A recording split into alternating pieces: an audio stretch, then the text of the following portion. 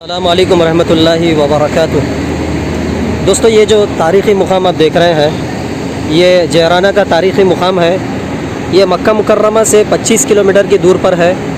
یہاں سے معتمرین زائرین عمرے کی نیت کرتے ہیں اور احرام باندھتے ہیں۔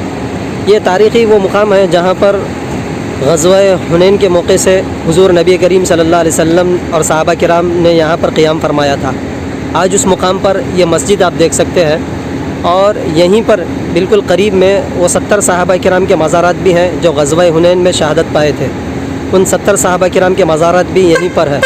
جو آپ دیکھ رہے ہیں یہ غزوہ حنین کا واقعہ یہاں پر پیش آیا تھا، تو 70 صحابہ کرام غزوہ حنین میں شہید ہوئے تھے۔ تو یہ صحابہ کرام کے مزارات ہیں۔ یہ دیکھیے باؤنڈری وال میں اس طرح سے گھیر دیا گیا ہے اس قبرستان کو۔ یہ جتنے قبر آپ کو نظر آ رہے ہیں یہ وہ مبارک بابرکت ہستیوں کے مزارات ہیں جن کے تعلق سے اللہ تعالیٰ نے اپنے کلام پاک میں فرمایا ہے رضی اللہ عنہم ورضوا عنہ، اللہ ان سے راضی ہو گئے اور یہ اللہ سے راضی ہو گئے۔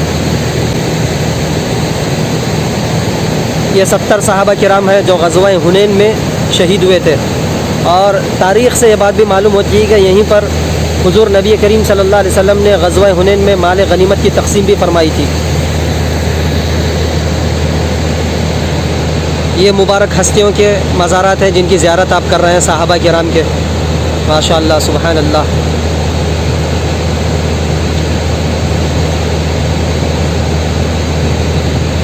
یہ جعرانہ کا مقام ہے، مکہ مکرمہ سے 25 کلومیٹر دور ہے۔ یہاں سے معتمرین زائرین احرام باندھتے ہیں اور عمرے کی نیت کرتے ہیں۔ قریب میں وہ مسجد بھی تاریخی مسجد واقع ہے جس میں حضور نبی کریم صلی اللہ علیہ وسلم نے نماز عطا فرمائی تھی۔ یہ دیکھ لیجئے، یہ قبرستان ہے، 70 صحابہ کرام اسی میں مدفون ہیں۔ شہید صحابہ کرام کے یہ مزارات ہیں۔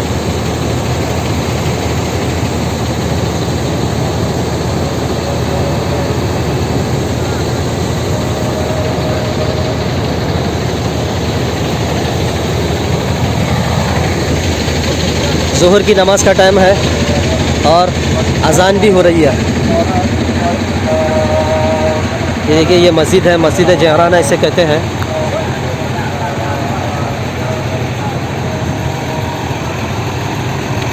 تاریخی مسجد ہے، مسجد جعرانہ۔ یہاں سے معتمرین عمرے کی نیت کرتے ہیں اور احرام باندھتے ہیں۔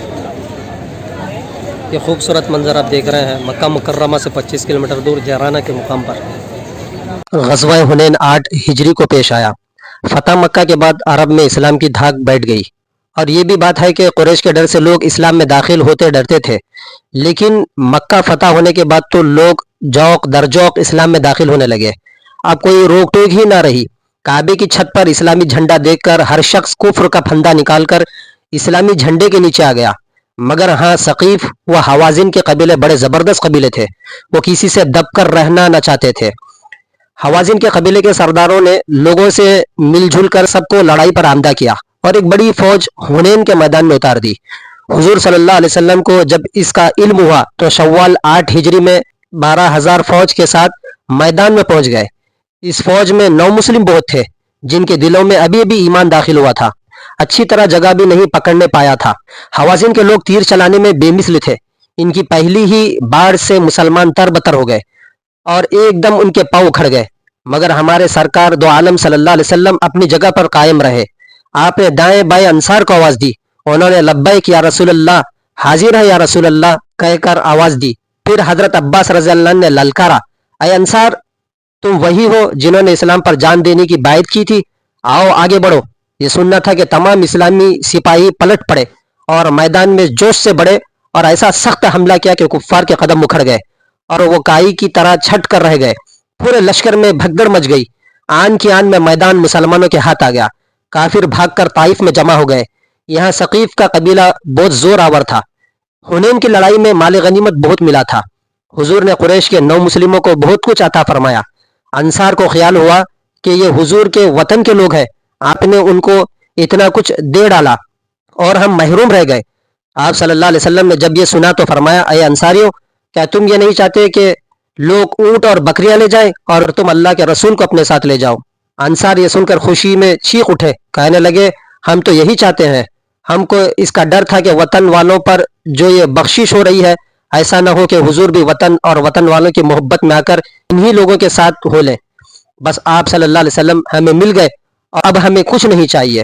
یہ مسجد جعرانہ غزوہ حنین میں فتح مکہ کے بعد حضور صلی اللہ علیہ وسلم نے حکم دیا کہ مال غنیمت جعرانہ نامی مقام پر جمع کر دیا جائے اور خود آپ طائف کی طرف روانہ ہو گئے.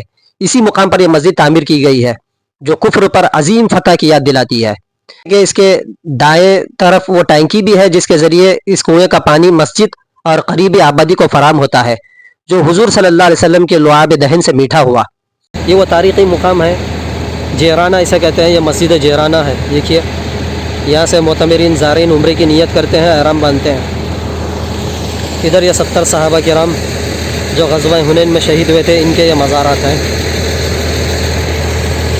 اور قریب میں ہی یہاں پر وہ کنواں بھی ہے جس میں حضور صلی اللہ علیہ وسلم نے اپنا لعاب دہن ڈالا تھا جس سے یہاں کا اس کنویں کا پانی میٹھا ہو گیا تھا.